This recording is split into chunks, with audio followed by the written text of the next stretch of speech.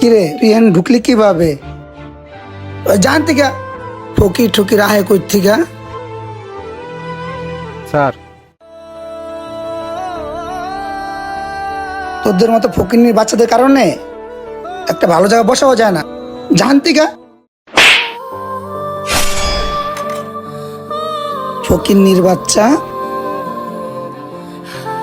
তুই আবার উঠছিস কে বয়? সিরাসেল তুই কামটা ঠিক করলি। তোর টাকা পয়সা বাড়ি গেড়ে আল্লাহ পাক দিছে ঠিক আছে, কিন্তু তোর ব্যবহারটা ভাল লাগলো না। আরে বেটা, তোর গায়ে কাটলে রক্ত বেরোইব, ওই লোকের গায়ে কাটলেও রক্ত বেরোইব। রক্ত রং কিন্তু লালই। আর তুই যদি আজকে মারা যাস, তোরও কবরও থাকতেইব, মাটির তলেই থাকতেইব।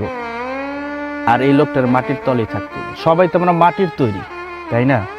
কামটা তুই ঠিক করস না, তোর কাছে এটা আশা করি না।